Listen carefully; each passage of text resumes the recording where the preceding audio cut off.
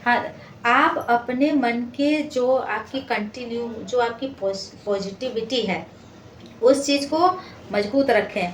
आपको रास्ते में आने वाले या फिर आपके घर के लोग, कुछ आस-पास पड़ोस के लोग डिमोटिवेट करते हैं, तो उनका प्रभाव आपके ऊपर बिल्कुल नहीं पड़ना चाहिए।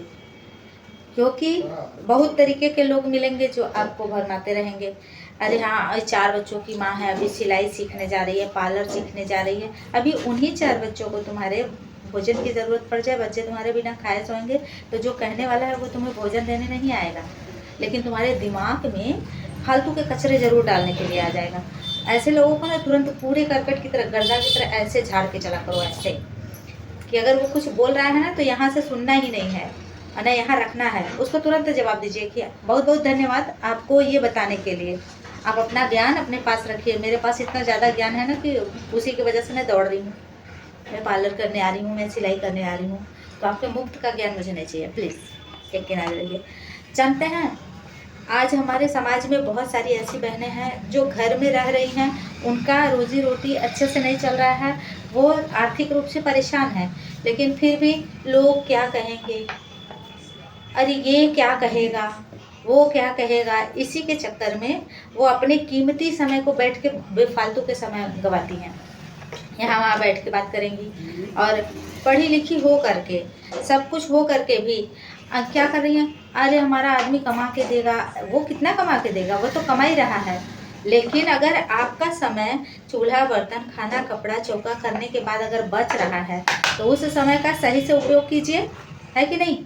अगर आप सिलाई सीखते हो, पार्लर सीखते हो, आप अपने घर में ही ओपनिंग करके रखे हुए हो, तो आपको कहीं जाना भी नहीं है। और आज के ज़माने में पार्लर भैया एक ऐसा प्लेटफॉर्म है जिसमें आप इतनी इनकम कर सकती हैं, इतनी इनकम कर सकती हैं कि एक सरकारी नौकरी के लगभग बराबर।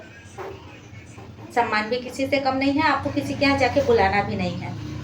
बस आपका स्किल अच्छे तरीके का होना चाहिए, आपका हुनर अच्छे तरीके का होना चाहिए। अगर आप अच्छे ढंग का सीखी हैं और आप अच्छे ढंग का अपना सर्विस दे रही हैं, तो आप कभी खाली नहीं रहेंगी और हर सीजन में आपके पास इनकम आते रहेंगे।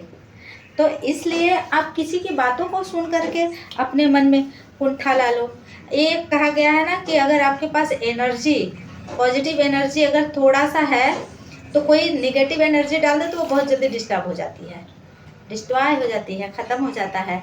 तो अपनी पॉजिटिव एनर्जी को विल पावर दो, मजबूती से रखो, किसी का इफेक्ट ना पड़े। आप हमेशा याद रखिए, अपने लक्ष्य के लिए, अपने गोल के लिए एकदम विल पावर मजबूत बना के रखिए। किसी के कुछ भी कहने का फ़र्क आप पे नहीं पड़ना चाहिए। हाँ, आपकी फैमिली आपका सपोर्ट कर रही है और ये अच्छा काम है, उस काम को मन से, दिल से, शिद्दत से करो।